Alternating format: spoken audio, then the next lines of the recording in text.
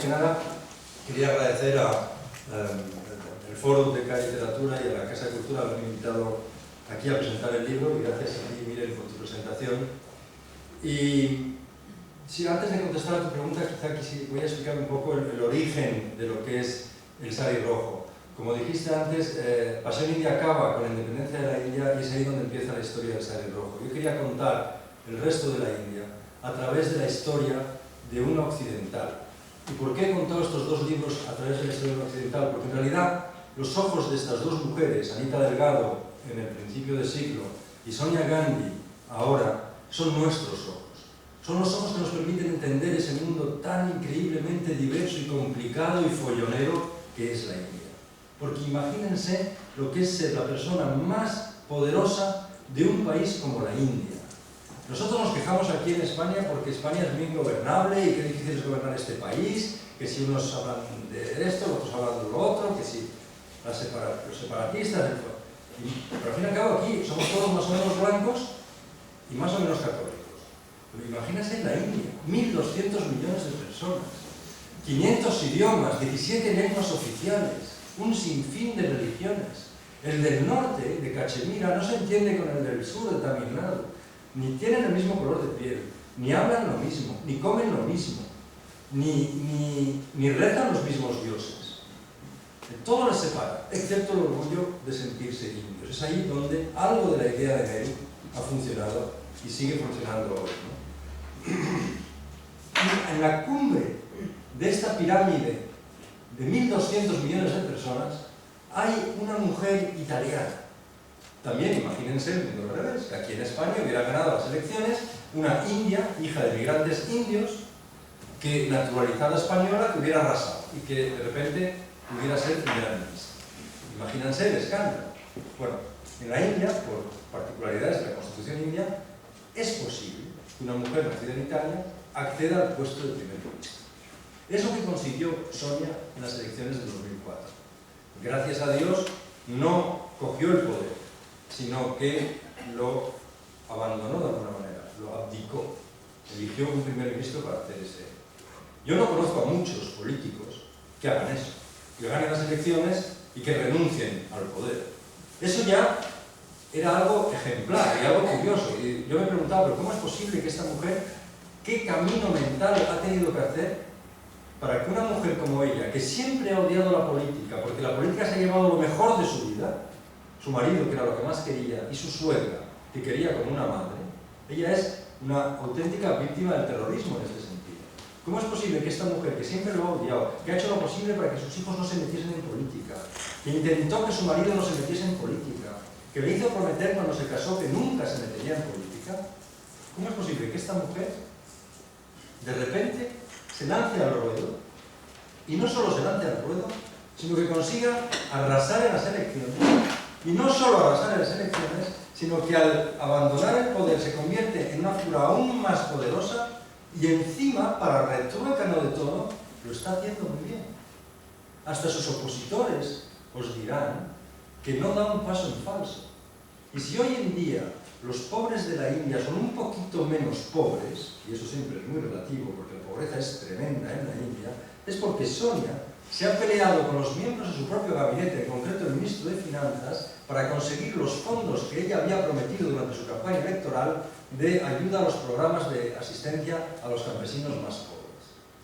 Entonces, de repente, yo no tenía una simpatía especial por Sonia Gandhi cuando decidí hacer la historia de la dinastía. Yo siempre quise hacer algo sobre la familia Gandhi, porque para alguien que va mucho a la India, tarde o temprano estás enfrentado a esta familia que ha gobernado el país durante más de 40 años. Yo veía a mi tío Dominique cuando iba a la India y se encontraba con Indira Gandhi y yo oía las historias de los Gandhi y tal, y luego con Rajiv. Para mí los tenía cercanos y me interesaban. Y me interesaba hacer algo sobre Sonia, pero claro, no tenía un final. Estamos hablando del año 2002-2003. Entonces hice La Pasión India. Y cuando ella arrasó en las elecciones del 2004, dije, ahora tengo un final. Pues este será mi próximo libro. Porque era un poco la continuidad de la historia de la India. Bueno, me costó muchísimo hacer este libro. Quizá el que más me ha costado de todos. Porque no he tenido su colaboración en ningún momento. Ni la suya, ni la de su familia, ni la de sus amigos más íntimos. Bueno, eso ya, ahí hay excepciones, ¿no? Pero ella es una mujer muy reservada, no quiere hablar. Solo ha dado 2 entrevistas en toda su vida a medios oficiales indios. No le gusta que se sepa de ella, y como está en una posición política tan frágil, siempre la atacan por ser italiana, como si fuese un insulto ser italiano, no quiere que se sepa nada de su vida. La gente sabe muy poco de ella porque ella no ha querido que se supiera de ella. Yo recuerdo que al principio de la investigación, cuando intentaba hablar con alguien desesperadamente que me abriese alguna puerta, acabé hablando con Deep Cole, que es un amigo de la familia, primo además lejano de los Nehru, y le dije, mira, quisiera hacer esta historia y quisiera poder entrevistarte y entrevistar a Sonia. Y me dijo, mira, yo no te voy a contar nada, porque no me voy a poner a mal con Sonia Gandhi, y ninguno de sus amigos lo va a hacer. Claro, ella es una mujer muy poderosa en la India, nadie quiere ponerse a mal con el poder o con Sonia. Y le dije, bueno, ¿y ella por qué no me recibiría? Porque me pregunta él, bueno, pero ¿qué ventajas puede tener ella en que tú escribas un libro sobre ella? Y le digo muy ingenuamente, hombre, pues no sé, pues notoriedad, claro, eso de ahí a la igual, ¿por qué? Pues que podría controlar lo que se escribe, porque yo estaría dispuesto a enseñarle lo que hago, bla, bla, bla, bla, bla, bla. Y me dice, es que tú no entiendes una cosa, es que ella no está en ese puesto porque lo ha querido o porque lo ha buscado. Ella ha llegado allí a pesar suya. Ella no quiere en el fondo estar allí. Entonces no tiene ningún interés en que se hable de ella o que se publicite cualquier cosa. O sea, me cortó la hierba bajo los pies. Entonces yo allí tuve la tentación de hacer lo que tantos escritores y periodistas italianos han acabado haciendo, que es desistir, que es lo que un poco intentan hacer, ¿no? Que desistas. Ella ya había conseguido anular 2 proyectos de series de televisión, uno de ellos protagonizado por Mónica Bellucci, porque tampoco quería que se hablase de ella. O tenía otra opción, que era empecinar, como había hecho con la historia de Anita Delgado, porque tampoco con la historia de Anita Delgado había tenido la ayuda de los marajás que me interesaban en ese momento que me ayudasen. También me cerraron la puerta de las acciones.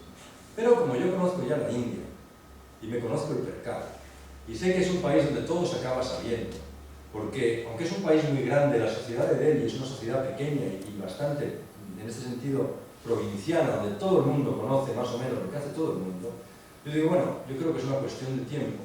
Me instalo en Nueva Delhi y voy a ver dónde consigo la brecha, dónde consigo una fisura que me permita asaltar el castillo donde vive esta especie de reina, porque hoy en día Sonia Gandhi reina en la India, a pesar de que sea su primer ministro el que gobierna. Y claro, pues fue una época muy, muy desalentadora, porque te quedas solo en Nueva Delhi, en una habitación de hotel, esperando que suene el teléfono por algún lado. Y son días que van pasando y no consigues nada al principio, en fin, un horror. Aquí les voy a contar los detalles del horror que fue el principio de esta investigación.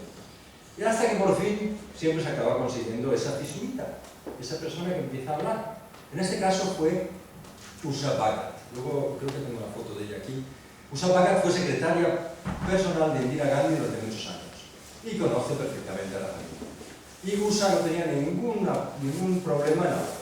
Y me contó muchas cosas muy interesantes. Y no solo me contó cosas muy interesantes, sino que me dio nombres de otras personas que quizá hablarían.